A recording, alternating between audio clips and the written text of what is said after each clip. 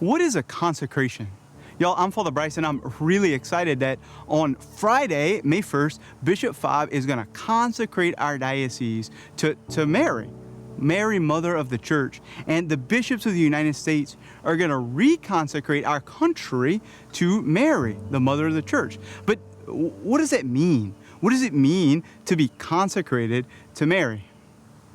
Well, I'll be honest with you that the word consecrate actually means a few different things. We use it in different ways as Catholics. And I'd like to propose to you another word to use to describe what's going to happen.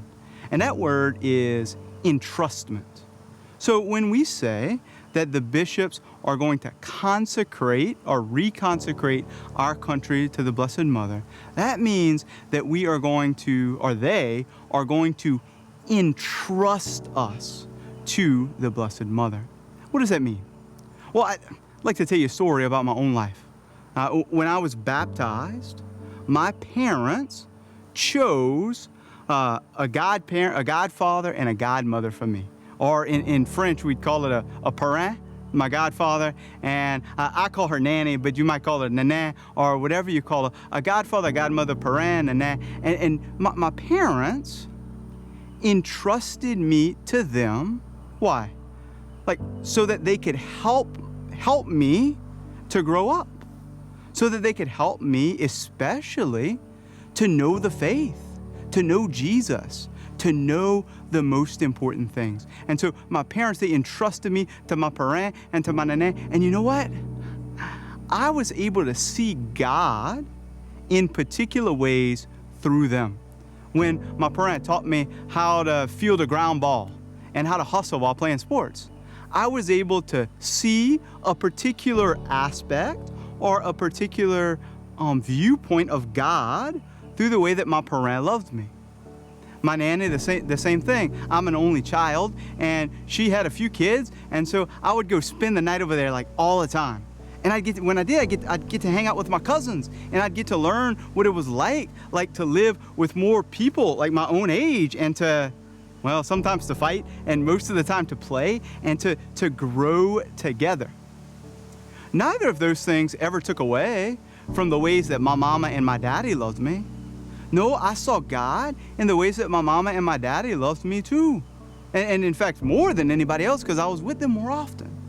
But their entrusting me to my parrain, to my nanny, helped me to better see, to better know, and to better, in the end, love God.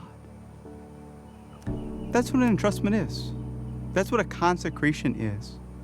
Bishop Fobb, as our father, like my mama and daddy, is going to entrust us on Friday to the care of the Blessed Mother, so that looking at Mary, we might be able to more clearly see Jesus. We might be more able to live like Jesus, to love Jesus, and to love like Jesus. And you know where the first consecration or the first entrustment happened? It happened in the Bible. And you know who did the first Christian consecration to Mary? Jesus did. At the cross, as Jesus was taking the last of his breaths, what did he do? He entrusted John, his beloved disciple, to Mary. And he entrusted Mary to John. Actually, the gospel doesn't even tell us that it was John. He doesn't use his name. He says it was the beloved disciple.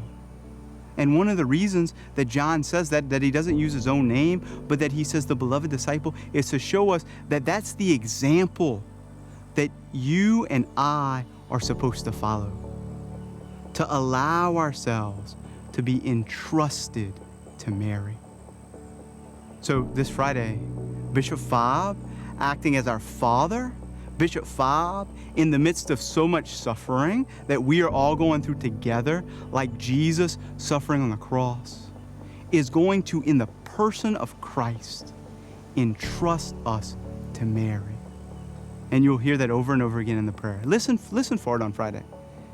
Mary, we entrust to you. We entrust to you.